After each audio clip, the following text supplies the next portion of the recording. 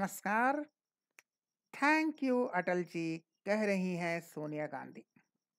अब सोनिया गांधी अटल बिहारी वाजपेयी को क्यों धन्यवाद देंगी? क्योंकि अटल जी की वजह से सोनिया की राजनीतिक भविष्य बरकरार रहेगी, वरना उनका राजनीतिक भविष्य खत्म हो जाता।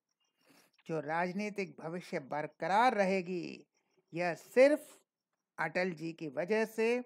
जानिए पूरा मामला। चूंकि कहीं से भी लोकसभा जीतना असंभव था, अब तो पूरे गांधी परिवार के लिए कहीं से भी लोकसभा जीतना इम्पॉसिबल है। इसलिए सोनिया ने राजस्थान से राज्यसभा में प्रवेश करने का फैसला किया। राज्यसभा से, वह भी राजस्थान से। लेकिन वह ऐसा नहीं कर पाती अगर 2003 में संशोधन नहीं किया गया होता।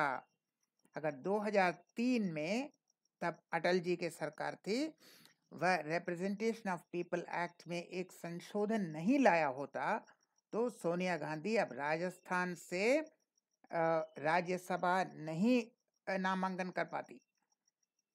2003 के पहले क्या था? एक डोमिसाइल रिक्वायरमेंट, यानी आपको उस इलाके का वोटर रहना पड़ेगा, उस इलाके के वोटर्स लिस्ट में आपका नाम रहना पड़ेगा, तभी आप वहां से राज्यसभा के लिए नामांकन कर सकते हैं।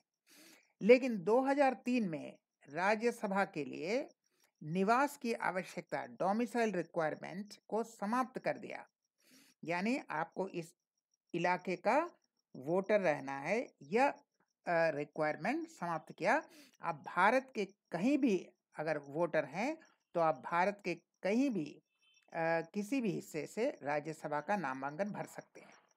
यह जरूरी नहीं है कि जहां नामांकन भरते हैं उसी इलाके का वोटर होना होगा। आप कहीं के भी भारत में वोटर हैं, तो भारत के किसी भी हिस्से से आप नामांकन भर सकते हैं। यह 2003 के संशोधन के बाद, ये पहले नहीं था। 2003 के पहले अगर राजस्थान से भरना है तो राजस्थान के वोटर्स लिस्ट में सोनिया गांधी का नाम होना जरूरी था। लेकिन 2003 के संशोधन के बाद अब यह आवश्यकता खत्म कर दिया गया। लोक प्रतिनिधित्व अधिनियम यानी रिप्रेजेंटेशन ऑफ पीपल एक्ट 1951 धारा 3 संशोधन कर दिया गया। अब डोमिसाइल रिक्वायरमेंट जरूरी नहीं है। अन्यथा क्या होता? वह राजस्थान में तो वोटर नहीं है, इसलिए वह राजस्थान से राज्यसभा के लिए नामांकन दाखिल नहीं कर सकती थी। लेकिन संशोधन हो गया, तो अब वह भारत के किसी भी हिस्से से नामांकन भर सकती हैं, वरना नहीं कर सकती थी। इसे चुनौती भी दी गई, Kuldip Nayar versus union of government मामला, लेकिन सर्वोच्च न्यायालय सुप्रीम कोर्ट ने संशोधन को बरकरार रखा था।